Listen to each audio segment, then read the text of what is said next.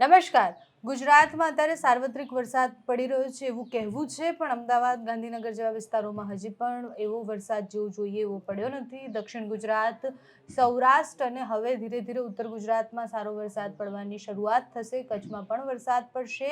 એક સિસ્ટમ છે, low pressure system, એ depression સુધી પહોંચી અને બંગાળની ખાડીમાં બનેલી સિસ્ટમ હવે ગુજરાતમાં ધબધબાટી બોલાવવાની છે.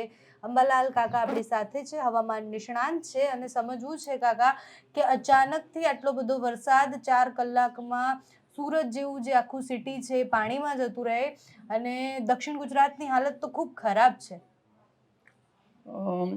આ બાબતમાં આપણે જોઈએ તો હજુ તારીખ 24 સુધીમાં વરસાદનું જોર છે, જેમાં એક ટ્રફ રેખા બને છે છેક કેરળથી માંડીને મુંબઈ સુધીમાં, એટલે દરિયાકાંઠામાં, એટલે પશ્ચિમ ઘાટ જે છે એમાં ભારે વરસાદ થઈ રહ્યો છે.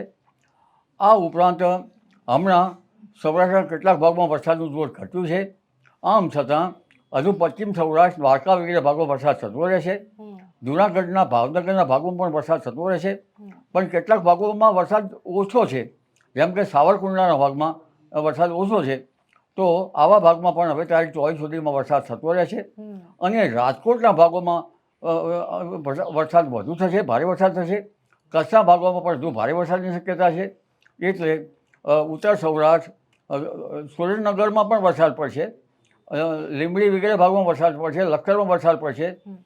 અને આ ઉપરાંત જે જોવા જઈએ તો હળવદ અને ધાંગધ્રામાં પણ વરસાદ પડશે. ઘણા ભાગોમાં વરસાદ નથી. પરંતુ હવે જોવા જઈએ તો હમણાં જે બંગાળ ઉપસાગરમાં જે વહન સક્રિય થયું છે, આ સક્રિય વહનના કારણે તારીખ 24 સુધીમાં લગભગ મધ્ય ગુજરાતના કેટલાક ભાગમાં ભારે વરસાદ પડશે. પંચમહાલના કેટલાક ભાગમાં ભારે વરસાદ પડવાની શક્યતા રહેશે. કોઈ ભાગમાં અતિભારે વરસાદ થઈ શકે. ઉપરાંત સાબરકાંઠાના ભાગમાં વરસાદ થશે, અને લગભગ અરવલ્લી, મોડાસાના ભાગમાં પણ વરસાદ થવાની શક્યતા રહેશે. બનાસકાંઠાના ભાગમાં વરસાદ ઓછો છે, તો વાવ અને થરાદ, શિહોરી, કાંકરેજ આ ભાગોમાં કંઈક અંશે ઝાપટા પડશે. પાટડી, દસાડાના ભાગમાં પણ સારો વરસાદ થવાની શક્યતા રહેશે. ઉત્તર ગુજરાતમાં લગભગ સિદ્ધપુર, મહેસાણા, સમી, હારીજ આ ભાગમાં વરસાદ થવાની શક્યતા રહેશે. અને મધ્ય ગુજરાતમાં અમદાવાદ, આણંદ, બોડેલી, પાદરા ભાગમાં વધારે વરસાદ થશે. ભરૂચના ભાગમાં, જંબુસર, ભરૂચ એ ભાગમાં પણ થોડો વરસાદ વધારે થવાની શક્યતા રહેશે. પરંતુ ઉલ્લેખનીય છે કે હમણાં લગભગ ઉત્તર ગુજરાતના કેટલાક ભાગો અને પાટડી, દસાડાના ભાગો, ખારાકોટના ભાગો, ચીજવાડાના ભાગમાં વરસાદ થશે. પરંતુ ઉત્તર ગુજરાતના કેટલાક ભાગમાં 3 થી 4 ઇંચ વરસાદ થવાની શક્યતા રહે છે. પંચમહાલના કેટલાક ભાગોમાં 5 થી 6 ઇંચ વરસાદ થવાની શક્યતા રહે છે. અને મધ્ય ગુજરાતના ભાગોમાં પણ 5 ઇંચ જેવો વરસાદ થવાની શક્યતા રહે છે. દક્ષિણ ગુજરાતના ભાગોમાં ભારેથી અતિભારે વરસાદ થતાં પૂરની સ્થિતિ રહે છે. અને દક્ષિણ સૌરાષ્ટ્ર અને પશ્ચિમ સૌરાષ્ટ્ર, દ્વારકામાં ભાગોમાં વરસાદ થતો રહેશે. પરંતુ જે કહેર છે એમાંથી થોડી રાહત મળશે. બીજું એક સિસ્ટમ તારીખ 26મી બને છે. એ સિસ્ટમ પર ગુજરાતમાં વરસાદ વરસાવશે, અને ત્યારબાદ 30મી તારીખે જુલાઈની સિસ્ટમ બને છે. તે સિસ્ટમ પર વરસાદ વરસાવશે. અને ઓગસ્ટ માસમાંથી બનતી સિસ્ટમના કારણે તારીખ 2 થી 10 ઓગસ્ટમાં પણ ગુજરાતના ભાગોમાં વરસાદ આવશે. પરંતુ અત્યારે જોવા જઈએ તો જે પુષ્ય નક્ષત્રમાં વરસાદ થયો છે એ ખેડૂતો માટે સારો ગણાશે. એટલે હમણાં જ્યાં વરસાદની માત્રા ઓછી છે, જ્યાં મહેરની જરૂર છે, તદ ભાગોમાં પણ વરસાદ થશે. અમદાવાદ, ગાંધીનગરના ભાગોમાં પણ વરસાદ થવાની શક્યતા રહે છે. જી. અચ્છા કાકા, એવું કેમ થયું કે દક્ષિણ ગુજરાત અને સૌરાષ્ટ્રના ભાગોમાં 3 અલગ અલગ બાજુથી, એક બાજુ ટ્રફ આવતું હતું, એક બાજુ સિસ્ટમ અરબ સાગરમાં સર્ક્યુલેશન સિસ્ટમ બની હતી, એક બાજુ બંગાળની ખાડીમાં લો પ્રેશર બન્યું હતું, બધા જ લો પ્રેશર અને સિસ્ટમો ભેગી થઈ અને સૌરાષ્ટ્રમાં અતિભારે વરસાદ પડ્યો, દક્ષિણ ગુજરાતમાં પડ્યો, પણ મધ્ય ગુજરાત, ઉત્તર ગુજરાત બાકી રહી ગયું? ત્યાં એટલો જોઈએ એવો વરસાદ કેમ ન પડ્યો? આ વખતનું ચોમાસું જે છે એ નબળું છે. દક્ષિણ ગોળાર્ધની પરિસ્થિતિ નબળી છે. આઈઓડી છે એ ન્યુટ્રલ છે. પૂર્વ પેસિફિક મહાસાગરની જે સ્થિતિ છે એ પણ ન્યુટ્રલ છે. એટલે આપણે જે આપણી અપેક્ષા હતી કે જુલાઈમાં લા નીનો બને. હવે લા નીનોની કન્ડિશન થાય તો વેપાર વાયુ આવે, અને વેપાર વાયુ આવે ટ્રેડ પવનો, તો આપણે ત્યાં સારો વરસાદ થાય. આઈટીસી ઝેર જે છે એ નિર્માણ કરે છે. એટમોસ્ફેરિક વેવ છે આવીને જતી રહી. અને આટલે તો આમ છતાં બંગાળ ઉપસાગરમાં કંઈક હળવા પ્રકારના દબાણ ઊભા થાય છે. જો આ એટમોસ્ફેરિક વેવ એ ઘણા વાયુમંડળમાં હોય છે, ત્યાંની સ્થિતિ સારી હોત તો બંગાળ ઉપસાગરમાં વધારે મજબૂત સિસ્ટમ બની શક્યું હોત. પણ આ સ્થિતિ નબળી છે. એટલે ઉપરના અપર વિન્ડની સ્થિતિ પણ નબળી છે. અને જે પ્રેસિપિટેટ થવા જોઈએ એમાં બિયરિંગ હોવું જોઈએ પ્રેસિપિટેટના બીજાના ભાગમાં. આ પ્રેસિપિટેટો જે છે એ બરાબર બનતા નથી. મેઘ વાદળો બનતા નથી, ઢગ વાદળો બનતા નથી, તળિયે વાદળો બનતા નથી. મધ્ય ભાગમાં લગભગ હવાનું દબાણ ભારે હોવું જોઈએ. દિશા 1000 કિલોમીટરની ત્રિજ્યામાં 400 કિલોમીટરની 1000 કિલોમીટરના ડાયામીટર હોય 1000 કિલોમીટરનો, અને 400 કિલોમીટરની ત્રિજ્યા હોય. આવો જમાડો વરસાદનો જે સમૂહનો વાદળનો જમાવડો ધીરે ધીરે 500 કિલોમીટર પાછો સ્તંભીને 500 કિલોમીટર આવી સ્થિતિ જો આવતી હોય, આવી સ્થિતિ તો જરાતી જ નથી. કારણ કે આ વખતે ઘણા પરિબળો, દક્ષિણ ગોળાર્ધના પરિબળો ન્યુટ્રલ છે. અરબ સાગર અને દક્ષિણ પશ્ચિમ સાગર પર ન્યુટ્રલ છે. એટલે આ ન્યુટ્રલ કન્ડિશન લાંબો ટાઈમ રહેવાની છે. આમ છતાં આ ચોમાસું અનોખું છે. વિવિધ ભાગમાં લો પ્રેશર બન્યા છે. આ લો પ્રેશરના કારણે જ વરસાદ આવશે. અલગ અલગ ભાગમાં લો પ્રેશર બનતા રહેશે. હમણાં અલગ સાયક્લોનિક સર્ક્યુલેશન બને છે. તે સાયક્લોનિક સર્ક્યુલેશન અને ટ્રફ રેખા તો દક્ષિણ ગુજરાતમાં હજુ પણ ભારેથી અતિભારે વરસાદ લાવશે અને દક્ષિણ સૌરાષ્ટ્રમાં વરસાદ કરશે.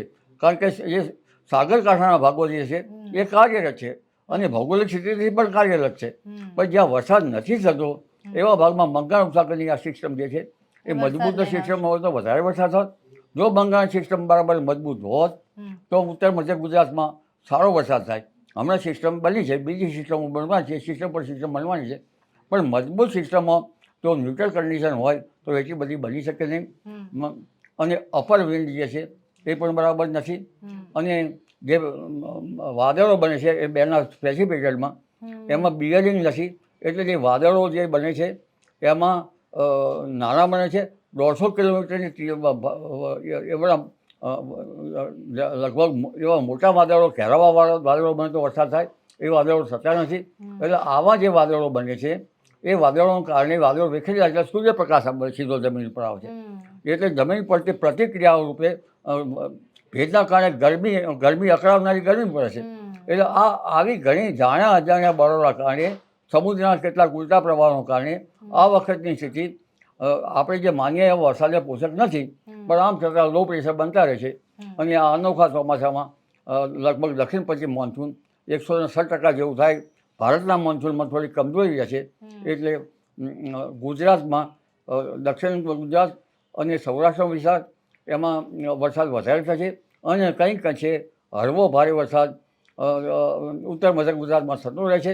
એટલે દેશના પશ્ચિમ ભાગની સ્થિતિ વરસાદ માટે આ ચોમાસા માટે સારી રહેશે. કદાચ 104 કે 106% જેવો વરસાદ દક્ષિણ પશ્ચિમ મોન્સૂનમાં થઈ જાય. પરંતુ જ્યારે આસામ બાજુમાં ભારે વરસાદ હોય છે તેનાથી ઉલટી સ્થિતિ સિંધ ભોગવે છે. એટલે જ્યારે આસામમાં વધારે વરસાદ હશે તો આપણી તરફ વરસાદ ઓછો હશે. કેટલાક ભાગો એવા છે કે સમાન ખાસિયત ધરાવશે, કેટલાક ભાગો એવા છે કે અસમાન ખાસિયત ધરાવશે. એટલે હવે વરસાદની સ્થિતિ તારીખ 24 સુધી રહેશે. ત્યાર પછી સેવીનું બીજું આવશે, તારીખ 30 સુધી રહેશે. ત્યારબાદ ઓગસ્ટમાં આવે છે એ 2 થી 10 ઓગસ્ટ સુધી રહેવાની શક્યતા છે. પણ પાયલ આ વખતે ભાદરવા વધમાં ભારે વરસાદની શક્યતા છે. હા, ભાદરવો તો ભરપૂર જ હોય ને. પણ કાકા ભાદરવો ભરપૂર હોય પણ આવા લા નીનો બન્યો નથી છતાં વધારે ભાદરવામાં વરસાદ થશે. નવરાત્રિમાં પણ પડી શકે છે. પણ એ આ સ્થિતિ જે છે ગ્રહોના કારણે છે.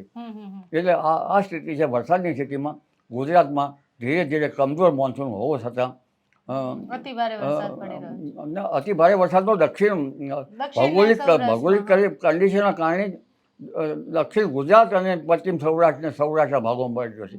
જ્યાં વરસાદ નથી પડ્યો ત્યાંની આપણે સ્થિતિની વાત કરીએ છીએ. તો આવા ભાગોમાં કંઈક અંશે વરસાદ થતો રહેશે. કેટલાક ભાગોમાં ખંડવૃષ્ટિ છે એટલે રહી જાય, પુનઃ બીજા સ્પેલમાં આવતો થતો રહે. એટલે આ વખતે ખંડીય પ્રકારની વૃષ્ટિનું વર્ષ છે. અને હવે એક પછી એક સિસ્ટમ બનશે એટલે ઉત્તર મધ્ય ગુજરાતમાં પણ કંઈક અંશે વરસાદ થતો રહેશે. જી એટલે જે પ્રમાણે અંબાલાલ કાકાએ કહ્યું એ પ્રમાણે કે અત્યારે તો જો મારે પણ પરસેવો વળ્યો છે, એટલી ગરમી અમદાવાદમાં, ગાંધીનગરમાં બધે જ પડી રહી છે. વરસાદ નથી પડી રહ્યો. જ્યાં પડી રહ્યો છે ત્યાં અનરાધાર પડી રહ્યો છે વરસાદ, અને એની પણ અલગ અલગ સ્થિતિ છે, અલગ અલગ સિસ્ટમ છે. આમ તો 3-4 બાજુથી આપણે સિસ્ટમથી ઘેરાયેલા છીએ ગુજરાતમાં અત્યારે, પણ બંગાળની ખાડીની સિસ્ટમની રાહ જોવાની છે, કારણ કે બંગાળની ખાડીમાંથી જે સિસ્ટમ મધ્યપ્રદેશ થઈ અને ગુજરાત પરથી પસાર થશે, જો એ ફંટોવાઈ નથી જતી કે બીજી દિશામાં નથી જતી, તો મધ્ય ગુજરાત, ઉત્તર ગુજરાતમાં પણ સારો એવો વરસાદ પડશે. અત્યારે દક્ષિણ ગુજરાત અને સૌરાષ્ટ્રના લોકોએ સાવધાન રહેવાનું છે.